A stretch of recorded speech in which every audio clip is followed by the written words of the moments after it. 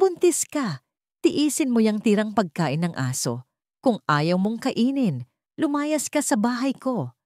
Ang mga salitang yon ay umalingaw-ngaw sa katanghalian ng ika-22 ng Disyembre, pisperas ng bagong taon, habang ang isang manugang na 3 buwang buntis ay nakaupong kumakain sa ilalim ng silong. Sa harap niya ay isang mangkok ng kanin na may sabaw ng tira-tirang ulam na dapat sana ay para sa aso. At ang kanyang biyenan, naniniwala pa ring tama ang kanyang ginagawa. Ngunit may isang bagay siyang hindi inaasahan. Ang manugang na iyon ay aalis, walang dalang anuman, maliban sa sanggol sa kanyang sinapupunan at isang katahimikan na kayang magpabago sa isang buong angkan. Huwag po nating kalimutang i-like at mag-subscribe sa channel para hindi mahuli sa mga magaganda at nakakaantig na kwento. Salamat po. Nagsimula ang kwento. Inakala ni Vina na ang pag-aasawa ay pagbukas ng isang bagong kabanata kung saan maaari siyang sumandal sa taong mahal niya para gumaan ang buhay. Ngunit nagkamali siya. Ang araw na tumapak siya sa bahay sa dulo ng isang maliit na eskinita sa isang mainit na probinsya, ang simula ng pagbibilang niya sa bawat luhang kanyang nilulunok. Hindi malaki ang bahay ng kanyang biyenan, ngunit ang agwat sa pagitan niya at ang tinatawag na pagmamahal at kabutihan ay sinlawak ng isang ilog. Si Dante, ang kanyang asawa, ay mabait, tahimik at masunurin. 3 taon silang naging magkasintahan at 6 na buwan pa lang nakasal matapos niyang unang buksan ang usapan tungkol sa kanilang kinabukasan. Inisip niya noon, isa siyang accountant at si Dante naman ay isang civil engineer. Kapag nakaipon, maaari silang bumalik sa Maynila at umupa ng isang maliit na apartment. Ngunit lahat ng plano ay gumuho sa isang hapunan pagkatapos ng kanilang kasal. Si Aling Tess, ang ina ni Dante, ay nagsalita ng may diin na para bang naghahatol. Pinakasalan mo si Dante, kaya dito ka maninilbihan bilang manugang. Walang mag-asawang titira ng bukod at lalong walang babaeng pag-alagala sa syudad. Dito ka sa probinsya, tuturuan kita. Ngumiti si Vina, pilit na pinapanatili ang paggalang. Opo, pero nagtatrabaho pa po ako. May kontrata pa po ako. Hinampas ni Aling Tess ang mesa.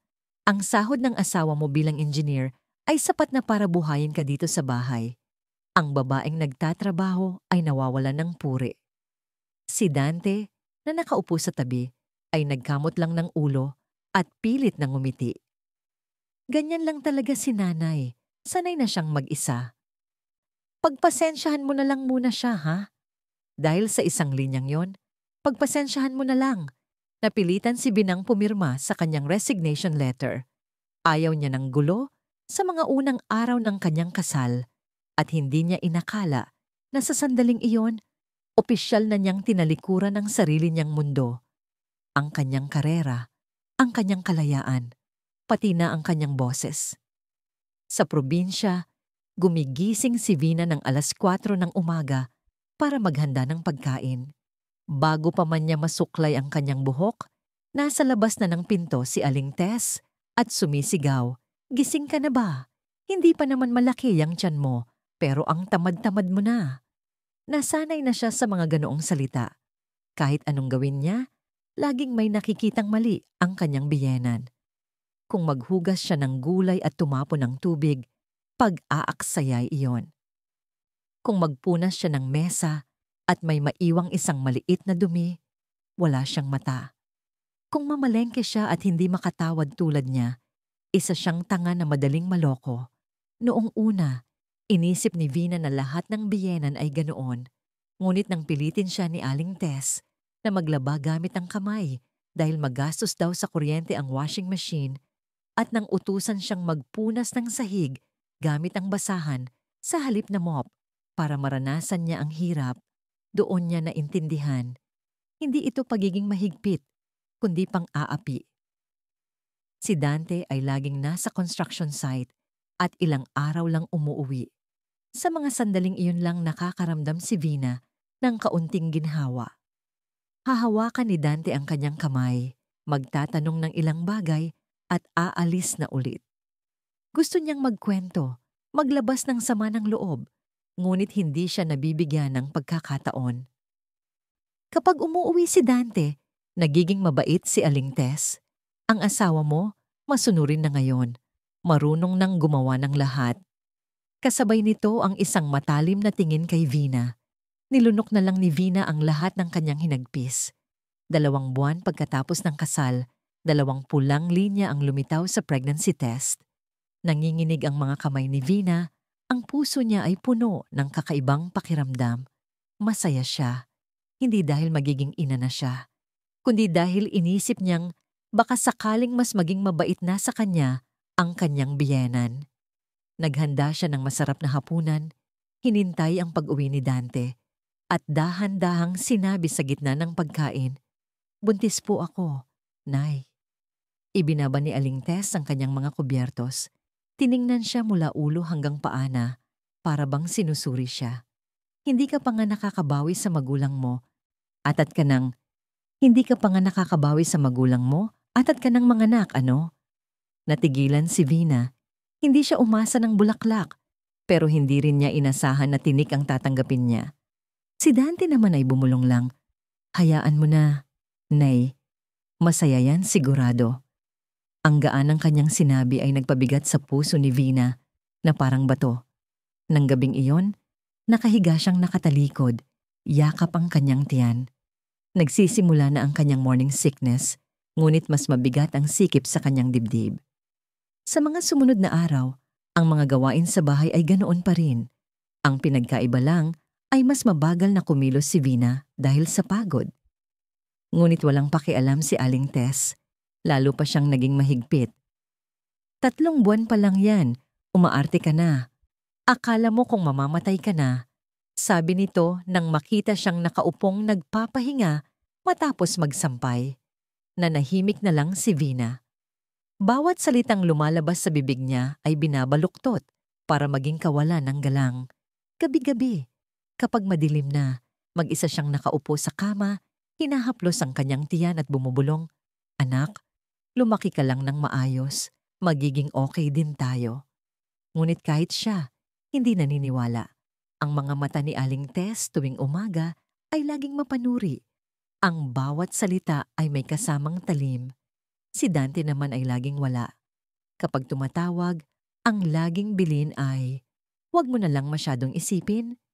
Unti-unti, naging anino si Vina sa sarili niyang bahay.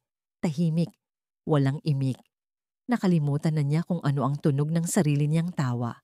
At isang araw, nang maglapag si Aling Tess ng isang mangkok ng kaning lamig na para sana sa aso sa mismong harapan niya at sinabing, "Kung ayaw mong kainin, mag-impake ka at lumayas." Nalaman ni Vina na ang mangkok na yon ay hindi lang naglalaman ng kanin, kundi ng huling patak sa baso ng kanyang pagtitiis. Ngunit hindi siya tumayo. Nanatili siya para sa sanggol sa kanyang sinapupunan.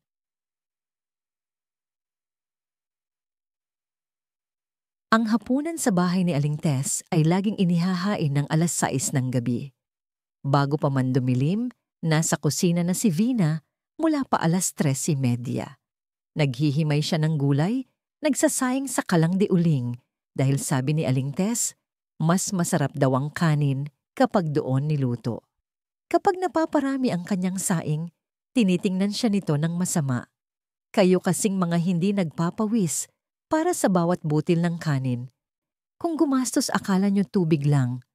Bawat kutsara ng patis, bawat hiwa ng karne, binabantayan siya na para bang takot na kumain siya ng patago. 3 lang sila sa hapag, pero 2 lang ang nakakaupo.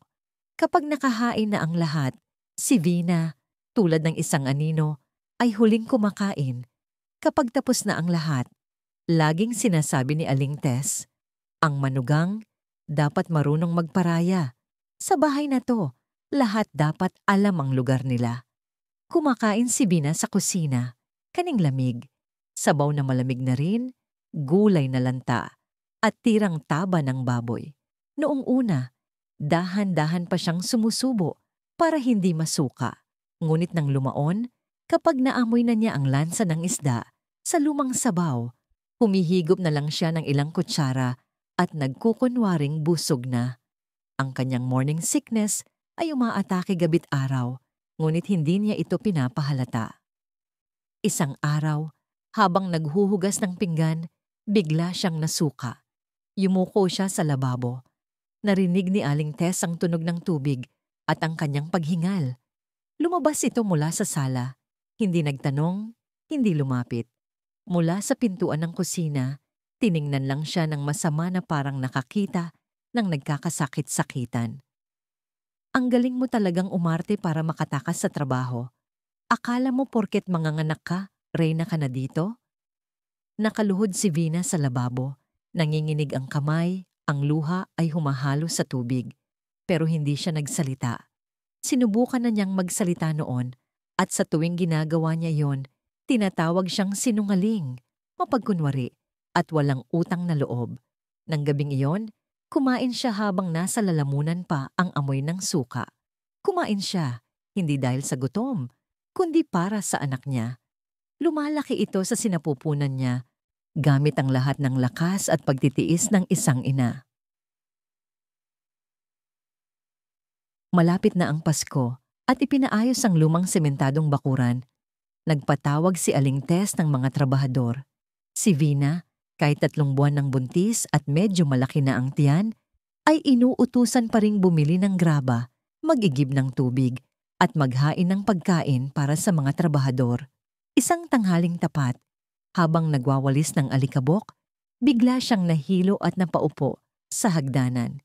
Isang matandang trabahador ang agad na lumapit para tulungan siya. "Buntis ka pala, nak. Bakit ka nagtatrabaho ng ganito?" Bago pa man siya makasagot, sumigaw si Aling Tess mula sa loob. "Buntis lang, hindi pilay. Sa bahay ko, kahit manganganak ka na, dapat kang magtrabaho. Huwag niyong isipin na hari kayo dito porket nagdadalang tao." Dahil sa sinabing yon, yumuko ang matandang trabahador at bumalik na lang sa kanyang ginagawa. Si Vina naman ay naiwang nakatayo. Ang mga paa ay puno ng semento, ang tiyan ay kumikirot. Hindi malaman kung dahil sa init o sa kahihiyan. Isang sanggol na hindi pa isinisilang ay nakakarinig na ng masasakit na salita para sa kanyang ina. Nang tanghaling yon, nagluto si Aling Tess ng sinigang na ampalaya at pritong isda. Ang lansa ng isda ay sumingaw habang gutom si Vina. Pinilit niyang kumain ng isang maliit na mangkok, hindi ginalaw ang isda. Sa huling subo niya ng gulay, hindi na niya napigilan at nasuka sa mismong sahig.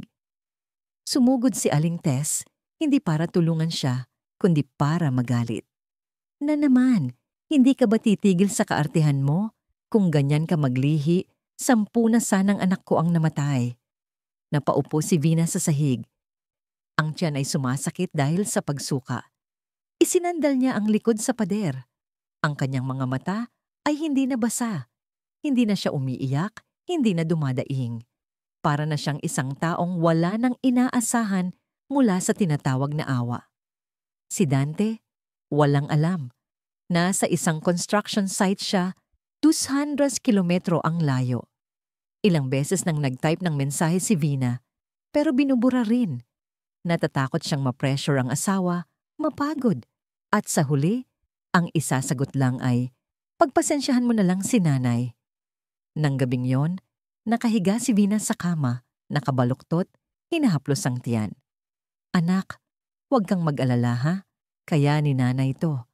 Kaya ko lahat. Basta maging malusog ka lang." Tahimik ang bahay. Sa labas, naghuhugas ng sahig si Aling Tess, bumubulong-bulong tungkol sa mga manugang na ngayon na walang modo. Nakikinig si Vina, hindi galit, hindi nasasaktan, malamig lang.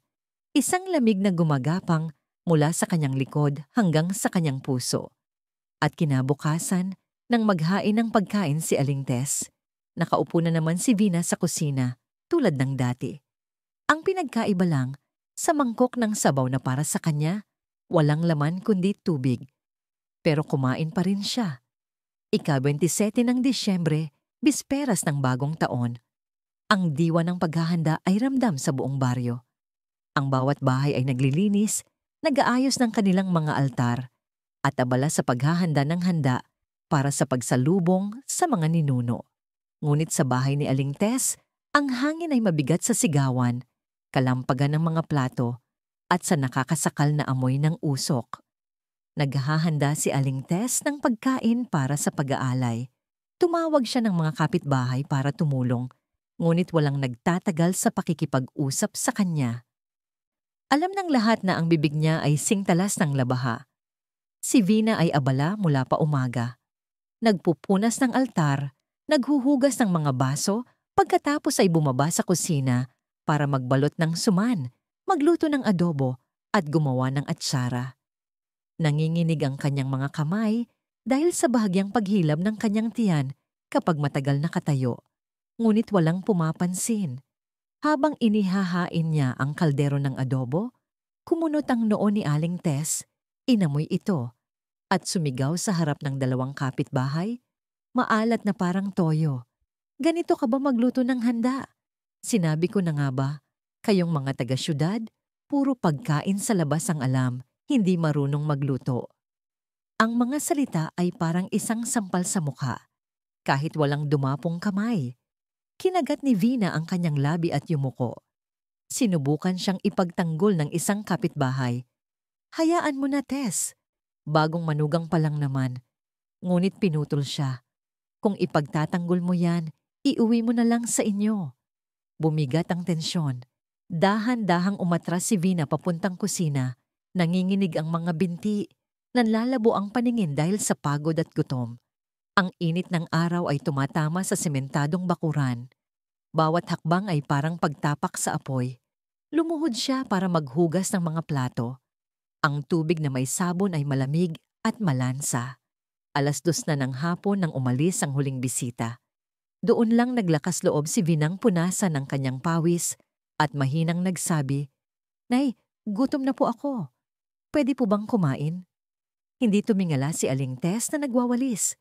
Itinuro niya ang isang sulok malapit sa kulungan ng aso, kung saan may isang mangkok na bakal na may lamang kaning lamig, na may sabaw at ilang piraso ng durog na isda. Kung ayaw mong kainin, mag-impake ka at lumayas. Hindi kami nagpapalamon dito ng mga taong bunganga lang ang ginagamit. Isang pangungusap na mas malamig pa sa tubig na pinaghugasan niya ng kamay. Napakalamig na para bang huminto ang pagdaloy ng dugo sa kanyang mga ugat. Hindi na nagsalita si Vina. Tiningnan niya ang mangkok ng aso pagkatapos ang kanyang tiyan.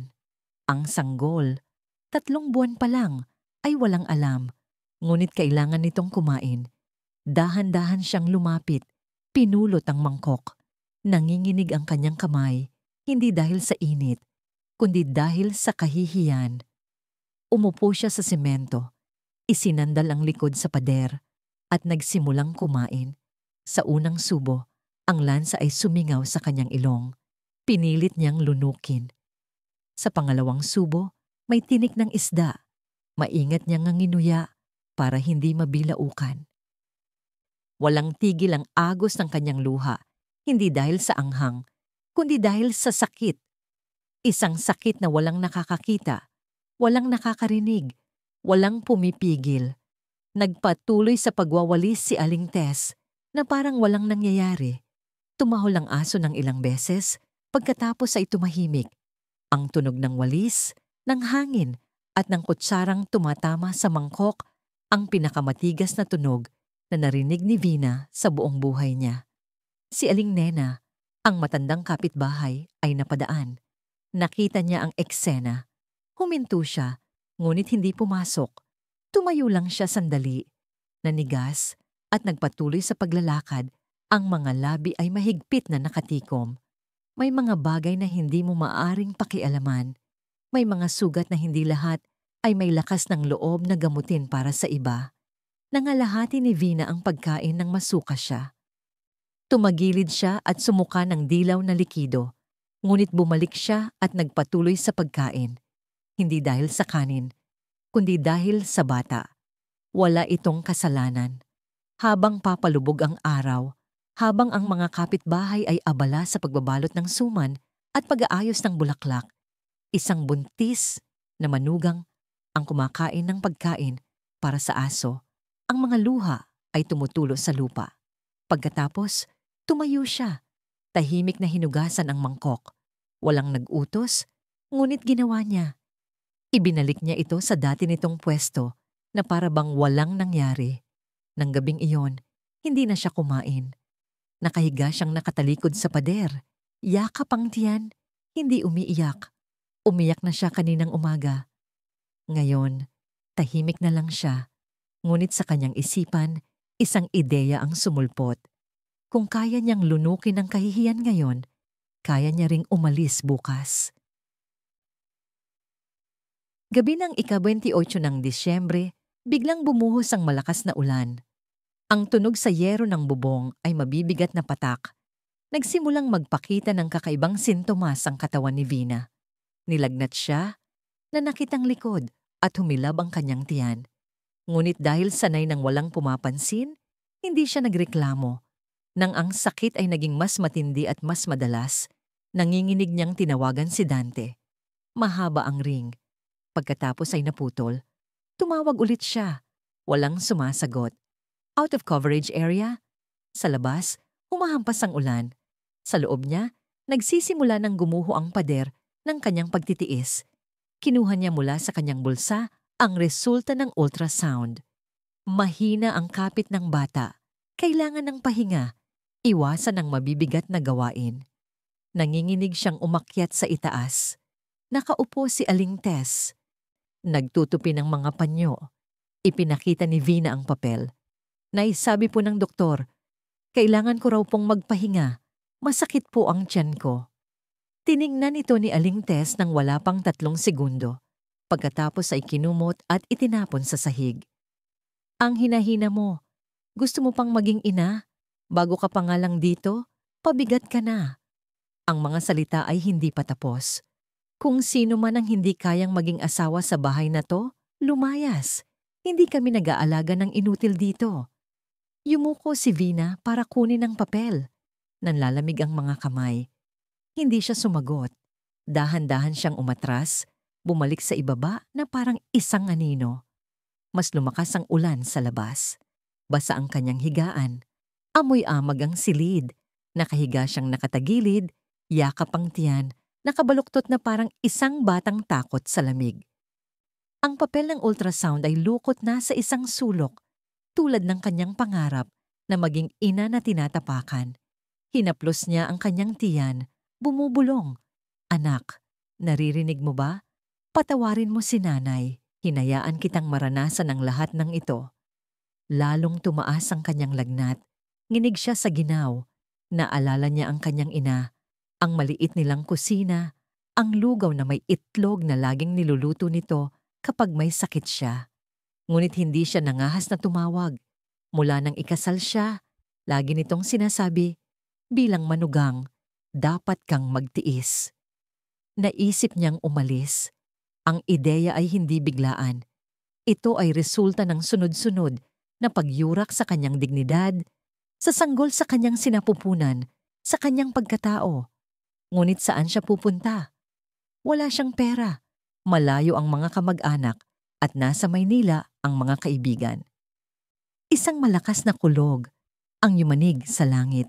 Niyakap niya nang mahigpit ang kanyang tiyan. Hindi siya takot sa ulan, sa hangin, o sa gutom. Ang tanging kinatatakutan niya ay ang paglaki ng kanyang anak sa isang bahay na walang pagmamahal. Ipinikit niya ang kanyang mga mata, ngunit hindi siya makatulog. Ang lukot na papel ng ultrasound ay naroon pa rin, parang isang buntong hiningang hindi mailabas. Kinabukasan, tahimik pa rin ang baryo matapos ang malakas na ulan. Malamig ang simoy ng hangin habang ang lahat ay abala sa paghahanda para sa huling araw ng taon. Sa isang sulok ng bahay ni Aling Tess, isang buntis na babae ang nakahigang nanginginig. May maitim na bilog sa ilalim ng mga mata, lagnat at bitak-bitak na mga labi. Hindi na kayang bumangon ni Vina.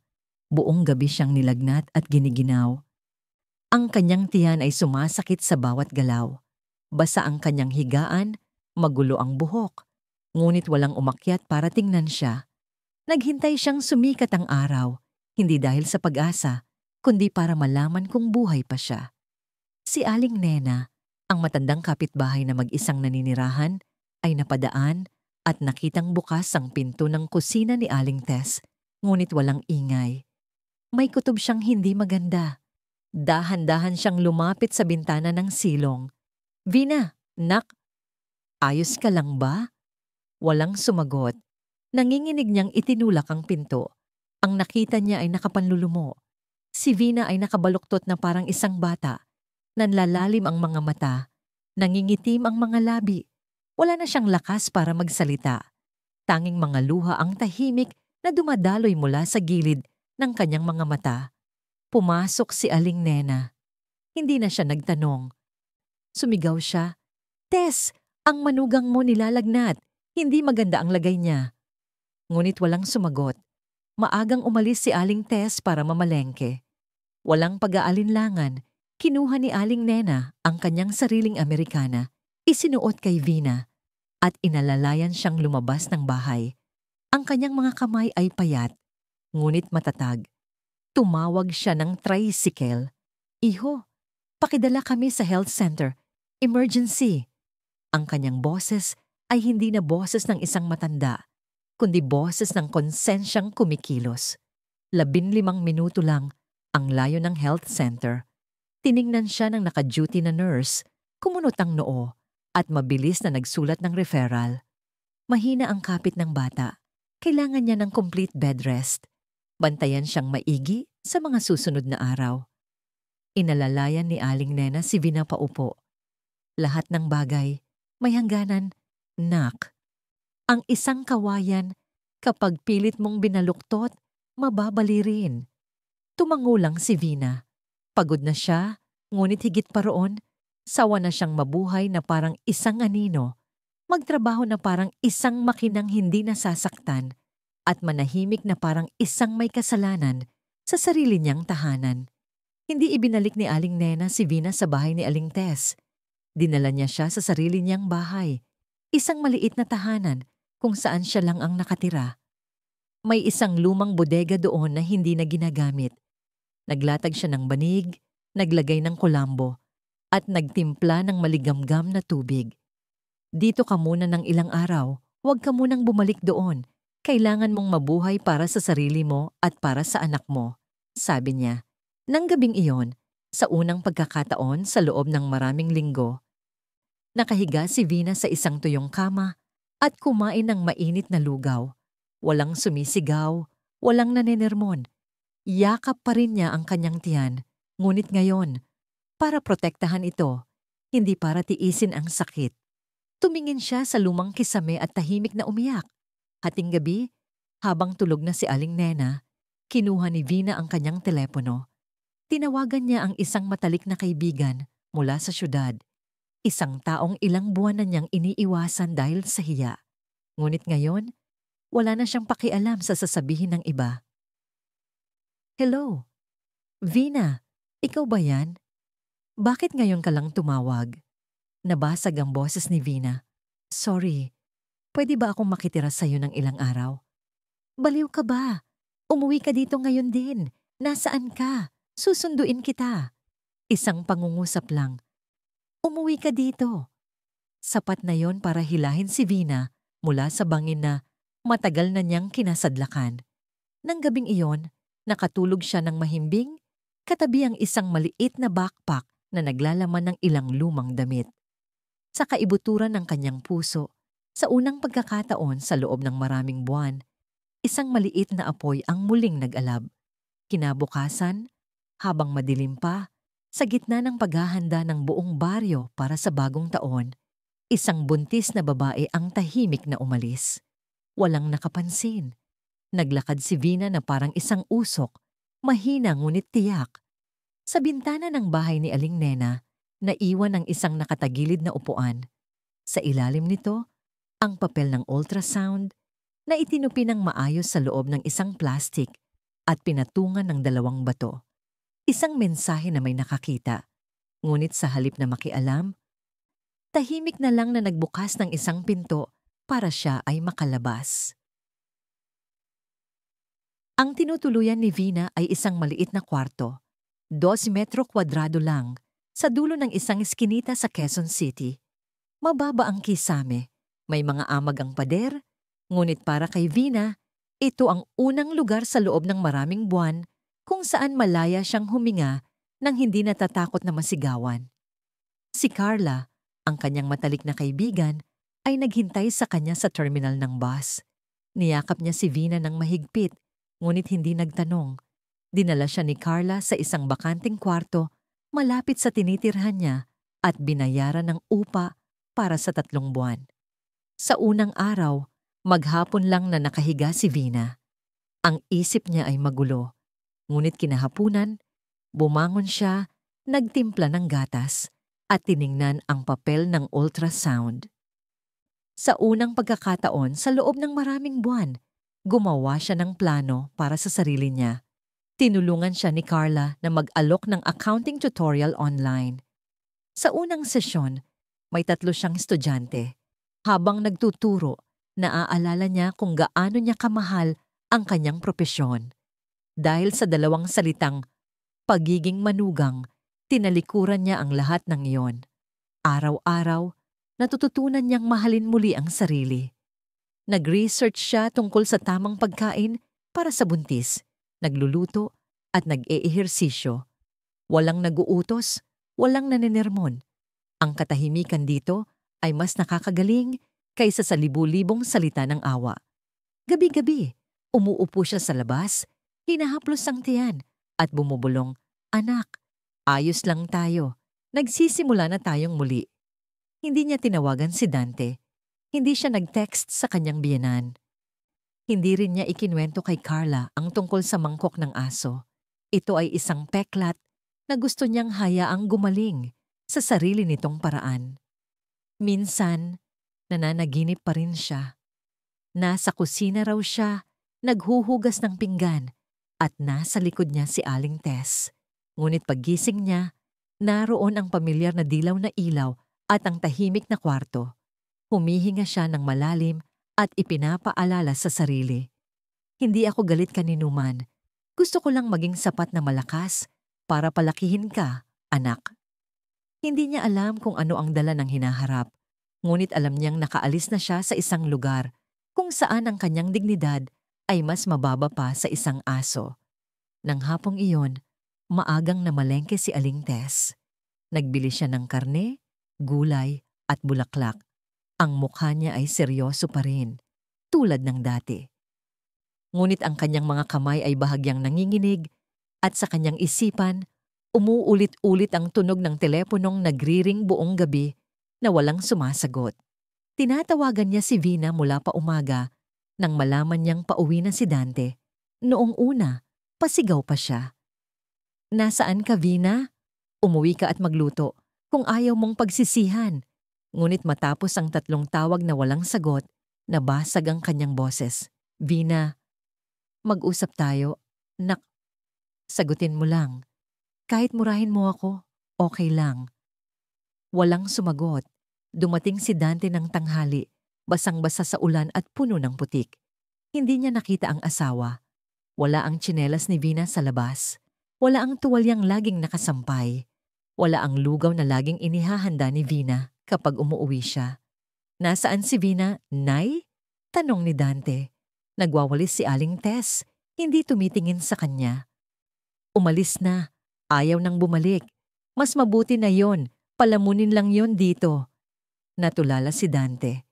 Tinawagan niya ang ilang kaibigan, hinalungkat ang mga lumang mensahe, naghanap sa social media. Walang bakas. Mula nang ikasal sila, naging pribado si Vina. Natuto siyang protektahan ang sarili sa pamamagitan ng pananahimik. Kinagabihan, inihain ang handa para sa bagong taon. Inayos ni Aling Tess ang mesa. Adobo, sinigang, suman. Ngunit kulang ng isang tao sa kusina. Ang handaan ay mas malamig kaysa dati. Nagsimulang magbulungan ang mga kapitbahay. Narinig ko si Tess. Sinisigawan si Vina sa labas. Hindi nakapagtataka kung umalis. Sabi naman ng isa, "Kung ako yon, matagal na akong umalis." buntis na, pinaghuhugas pa ng pinggan at pinagluluto. Ngunit ang pinakatumagos na komento ay mula kay Aling Nena, na nakatayo lang sa labas ng tarangkahan. Walang taong basta-basta na lang umaalis sa isang bahay kung ang bahay na yon ay sapat na magbigay ng kalinga. Walang galit sa kanyang boses, ngunit ang mga salita ay parang isang sampal. Gabi ng bisperas, inihain ang hapunan. Si Aling Tess, si Dante, at isang pamangkin ang nasa mesa. 4 na plato ang nakahain. Ang pang-4 na plato, na nakasanayan na mula nang dumating si Vina, ay walang laman. Walang gumalaw dito. Humawak ng kubyerto si Aling Tess, kumuha ng adobo, ngunit ibinabarin. Kumuha ng baso si Dante, akmang sasalim ng tubig, ngunit nang makita ang pang-4 na baso, ibinabarin niya. Sa labas, may mga tunog ng paputok at masayang musika. Ngunit sa loob ng bahay ni Aling Tess, ang lamig ay hindi mula sa panahon, kundi mula sa mga espasyong walang laman. Nakaupo si Aling Tess, nakatingin sa kanyang plato. Sa unang pagkakataon sa loob ng maraming taon, hindi niya alam kung ano ang sasabihin para ipagtanggol ang katahimikan. Ang alam lang niya, sa handaan ng bagong taon na yon, ang umalis ay hindi na binalikan at ang mga naiwan ay hindi ginalaw ang pagkain. Umaga ng unang araw ng Enero, habang abala ang lahat, nakatanggap si Aling Tess ng isang maliit na pakete. Walang pangalan ang nagpadala. Dahan-dahan niya itong binuksan. Sa loob, isang kopya ng lumang resulta ng ultrasound. Ang sulat ng doktor ay malinaw pa rin. Mahina ang kapit ng bata. Kailangan ng pahinga. Iwasan ang mabibigat na gawain. Ito ang mismong papel na kinumot at itinapon niya. Ngayon, ibinalik ito sa kanya, malinis at maayos. Kasama nito, isang maliit na papel na may sulat kamay. Ang sulat ay pamilyar. Salamat po. Sa aral na ibinigay ninyo, ang pagliligtas sa buhay ng anak ko ay hindi pagiging makasarili. Magiging ina ako sa sarili kong paraan. Isang linya lang, walang galit, walang sumbat. Ngunit parang isang malamig na patalim na humiwa sa kayabangang matagal nang binalot ni Aling Tess sa kanyang sarili. Pagkabasa, kinumot niya ulit ito. Mas mabilis, mas marahas, na para bang gustong durugin ang pakiramdam ng pagkakasala. Inihagis niya ito sa sahig. Tumayo siya at pumasok sa loob. Dante, bakit hindi ka pa namamalengke? Na para bang walang nangyari. Ngunit ng gabing iyon, hindi siya nakatulog. Ang mga salitang, magiging ina ako sa sarili kong paraan, ay umuulit-ulit sa kanyang isipan. Madaling araw, tahimik na lumabas si Aling Tess papunta sa likod bahay. Naroon pa rin ang lumang kulungan ng aso. Ang mangkok na bakal na pinagkainan ni Vina ay nandoon pa rin. Kinuha niya ito. Malamig at pamilyar. Ito ang mangkok na dati niyang inakala na isang walang buhay na bagay.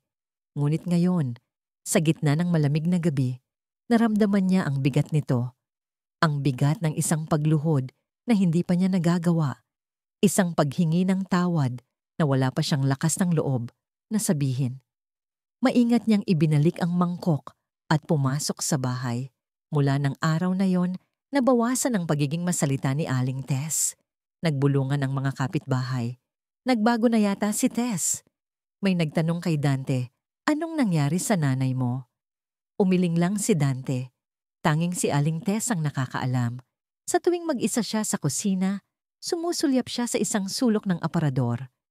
Naroon ang kinumot na papel na kinuha niya, pinatag, at itinago sa isang lumang folder. Walang nakakaalam dahil si Aling Tess, ang pinakamatapang magsalita sa buong baryo, ay natuklasan sa wakas ang pinakanakakatakot na bagay para sa isang taong laging sumisigaw. Kapag wala ka ng maip, sa pagtatapos ng Enero, matapos ang tahimik na pagdaan ng bagong taon, unti-unting bumabalik sa normal ang buhay ni Aling Tess. Ngunit napansin ng lahat na nabawasan na ang kanyang pagiging mataray. Hindi na siya nakikialam sa mga kapitbahay. Sabi ng iba, Nagbago na siya, ngunit siya lang ang nakakaalam na may unti-unting nababasag sa loob niya. Isang umaga, habang nagpupunas ng sahig, nadulas siya sa sabon. Hindi malakas ang pagkabagsak. Tumama lang ng bahagya ang kanyang ulo sa gilid ng aparador, ngunit nahilo siya.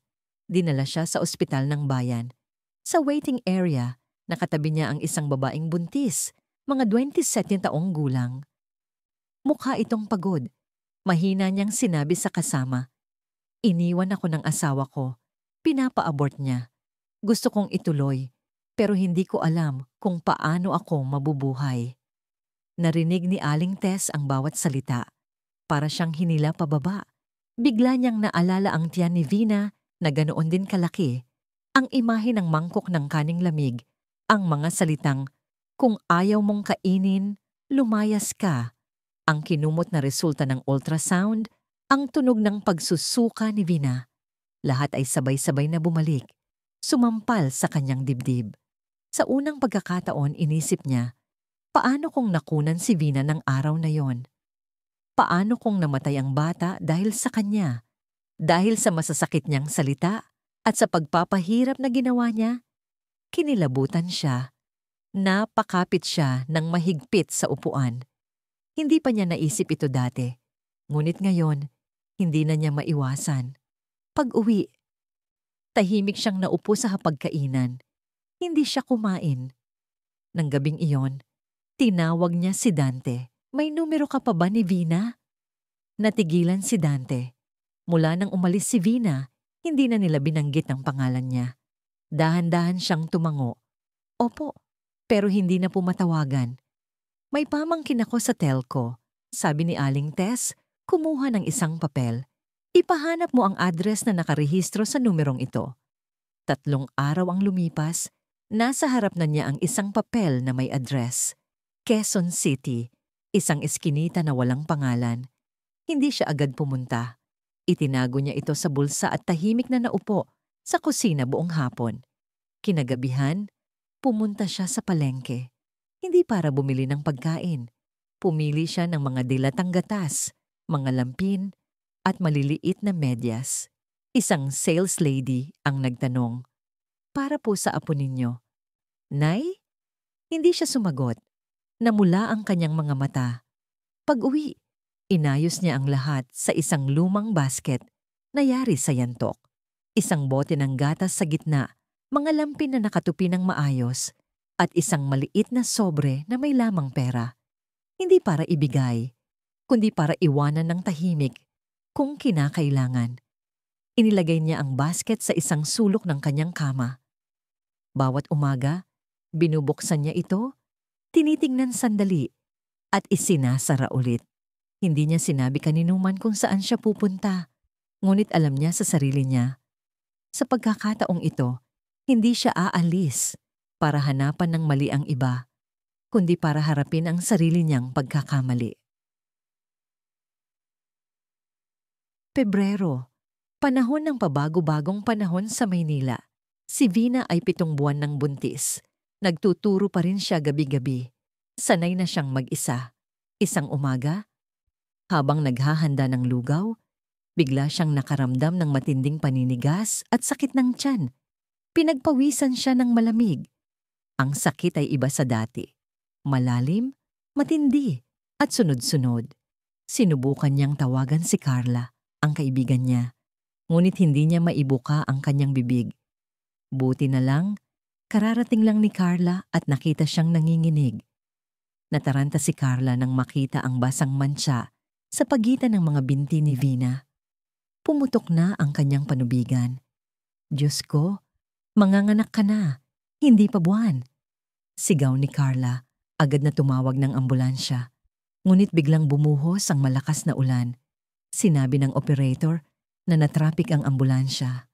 Habang tumatakbo si Carla para maghanap ng taxi, si Vina ay nakahiga sa malamig na sahig. Ang sakit ay parang humahampas sa kanyang likod.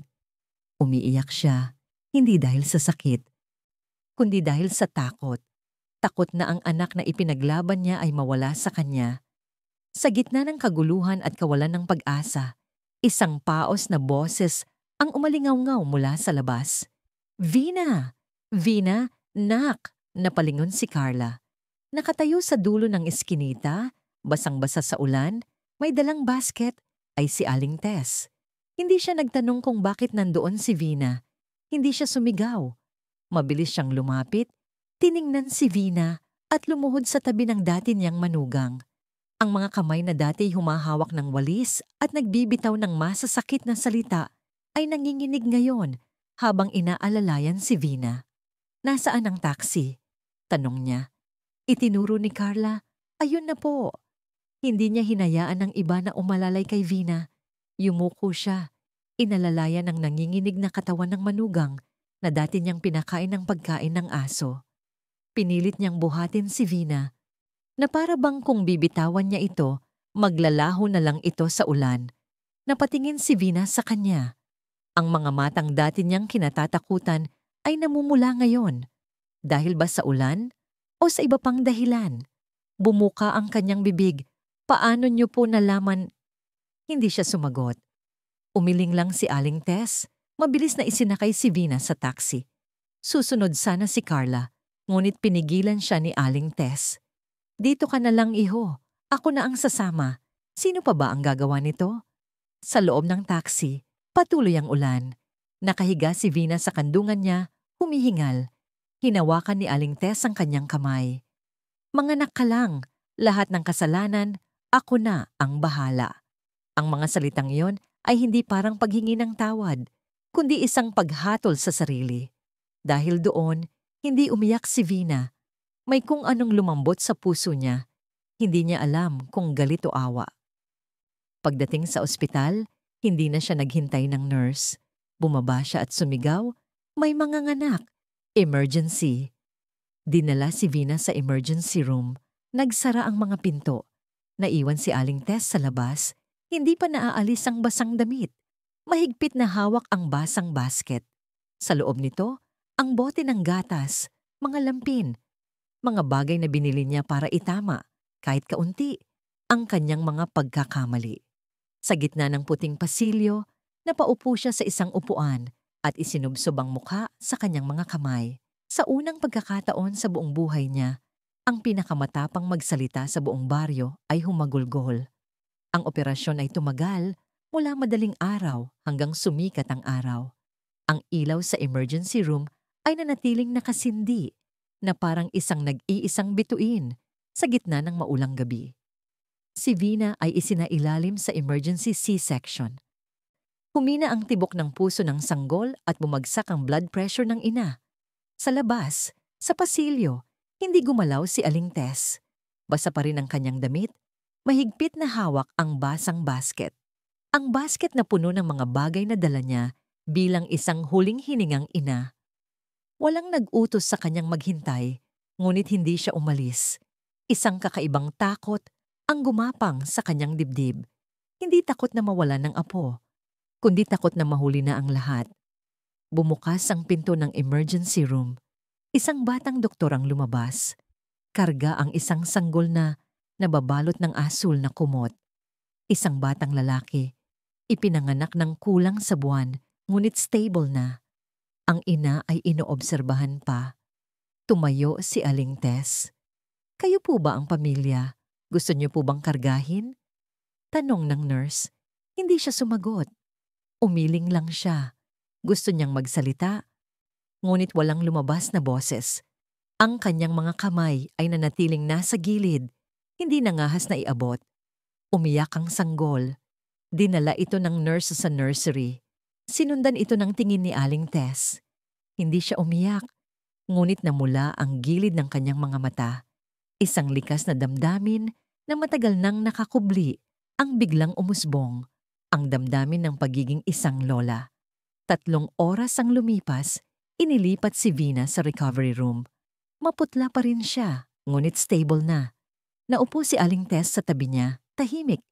Tiningnan niya ang mga kamay ng dati niyang manugang, ang mga kalyo dahil sa paghuhugas ng pinggan. Nagmulat ng mata si Vina. Hindi niya tinanong kung paano siya natagpuan. Tumingin lang siya sa basket sa isang sulok. Pagkatapos ay kay Aling Tess. Itinuro niya ang isang maliit na lampin. Ang kanyang boses ay mahina, ngunit malinaw. Gutom na po ang apo ninyo. Ang mga salitang yon ay parang daan-daang karayom na tumusok sa baluti ni Aling Tess. Hindi paghingi ng tawad, hindi paninisi. Isang simpleng pangungusap mula sa isang ina na nangangailangan ng tulong. At sa unang pagkakataon, tinawag siya sa isang papel na dapat sana'y matagal na niyang ginampanan. Lumapit siya, kinuha ang lampin. Nanginginig ang kanyang mga kamay.